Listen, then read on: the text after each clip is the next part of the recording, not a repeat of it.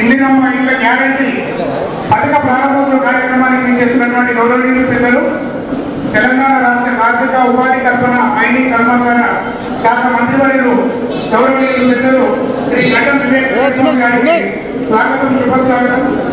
వేదిక మీదకి రావాల్సిందిగా రిక్వెస్ట్ చేస్తున్నాం సార్. Welcome sir. అదేవిధంగా గౌరవనీయులు పెద్దలు జిల్లా కలెక్టర్ గారిని వేదిక మీదకి రావాల్సిందిగా రిక్వెస్ట్.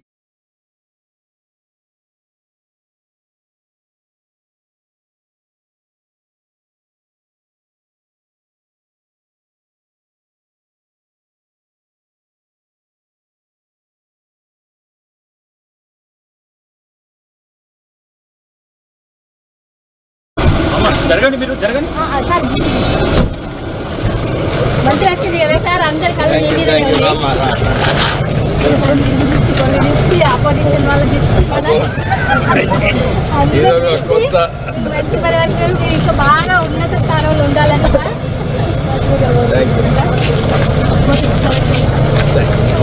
చిన్నగా పెట్టండి.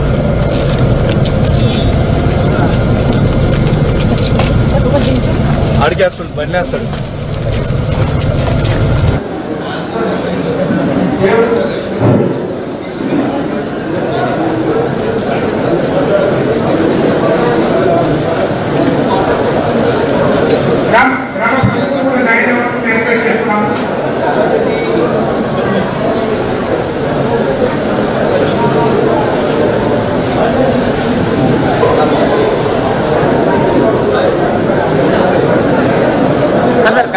గౌరవ మంత్రివర్గ ప్రతినిధిగా రాజపేట గ్రామానికి చెందిన ముగ్గురు లబ్ధిదారులు ఇందిరమ్మ ఇంట్లో మంజూరు పత్రాలను స్వీకరిస్తున్నారు.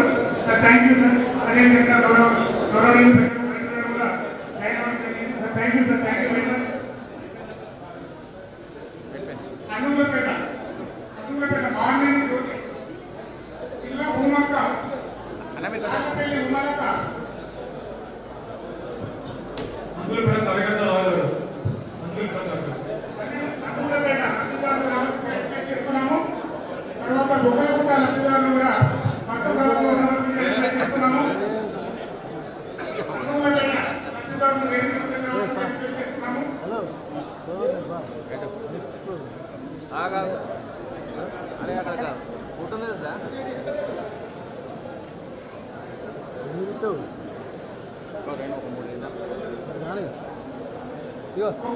గ్రామానికి సంబంధించిన లబ్ధిదారులు కూడా రావాల్సిందిగా రిక్వెస్ట్ చేస్తున్నాము. విజయలక్ష్మి సుజాత ఈ వసంత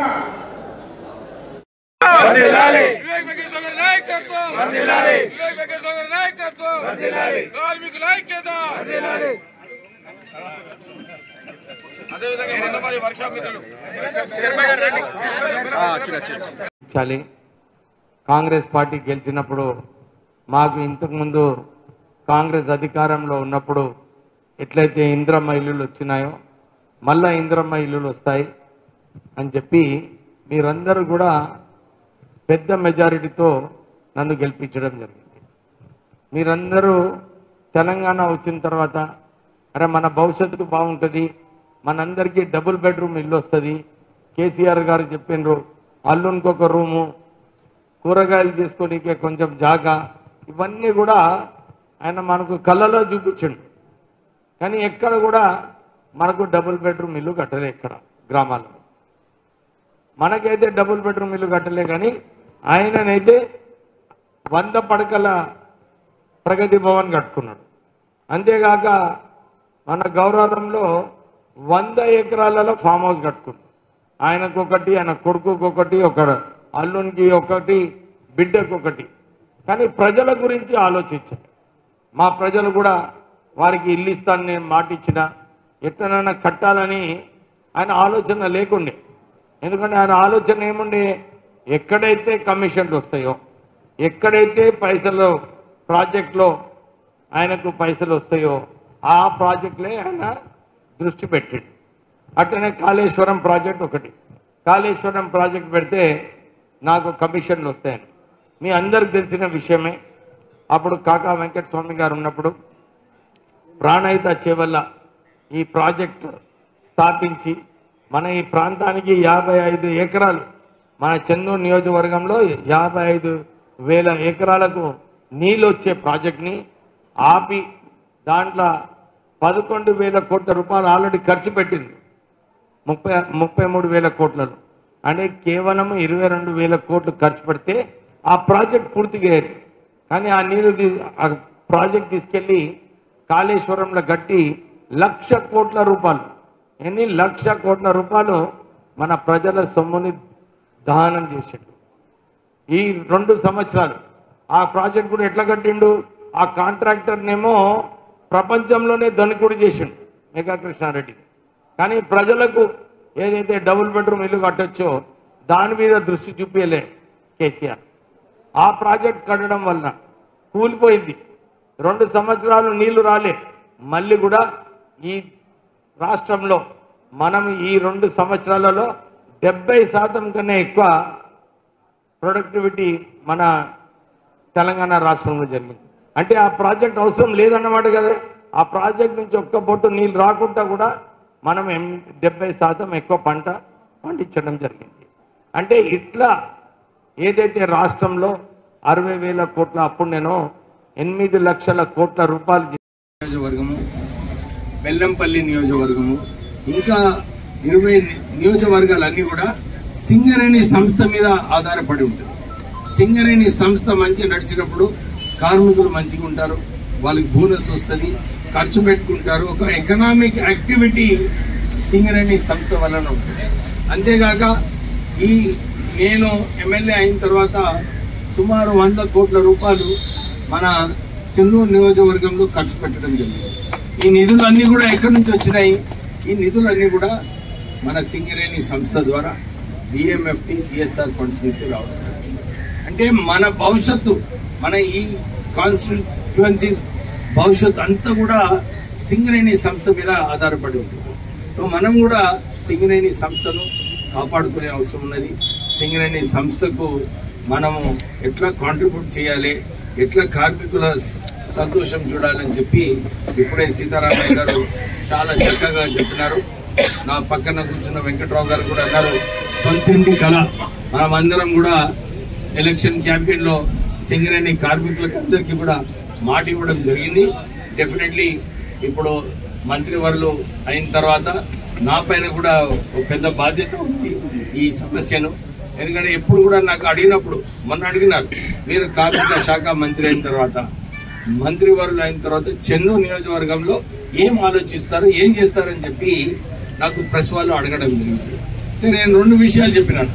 ఫస్ట్ విషయం ఏం చెప్పినానంటే, ఈ సింగరేణి సంస్థలు మొన్న టీఆర్ఎస్ ఏదైతే నిర్ణయం తీసుకుందో, కేవలం అలొకేషన్ లో కావాలి మాకు మైన్స్, మాకు ఆక్షన్ లో అవసరం లేదని చెప్పి 3-4 సంవత్సరాలు మన ప్రాంతానికి కొత్త గనులు రాకుండా చేయడం జరిగింది.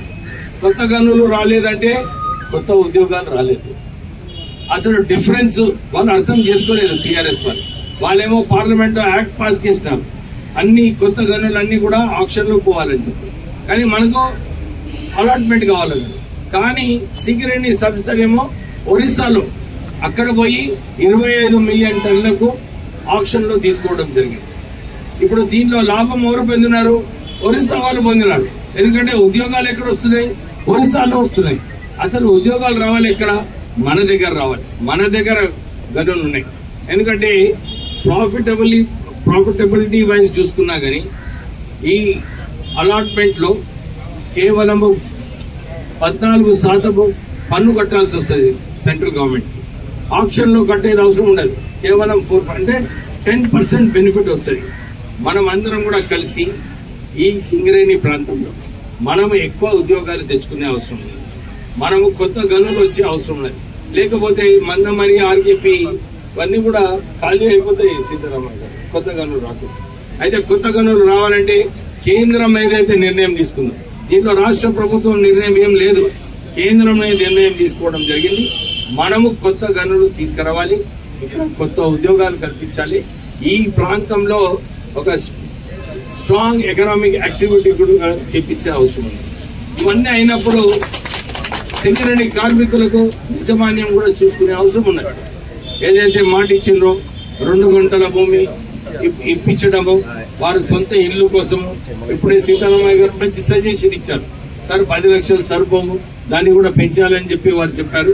ఇవన్నీ సమస్యలు నేను ఒక వారం 10 రోజుల తర్వాత నేను కూర్చొని, ఎందుకంటే కొత్త గనులతో పాటు నా ప్రెస్ స్టేట్మెంట్ కూడా అప్పుడు ఉండే, సొంత ఇంటి కల సింగరేణి కార్మికులకు కల్పించాలని చెప్పి.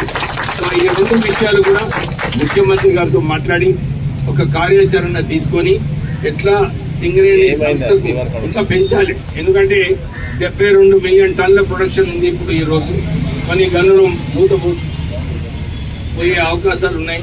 ఈ మూత పోయిన తర్వాత 72 మిలియన్ టన్ను ఇంకా తక్కువైపోతాయి. ఈ 25 మిలియన్ టన్నులు ఒరిస్సాలో యాడ్ చేసినప్పటికీ కూడా మనకు తక్కువ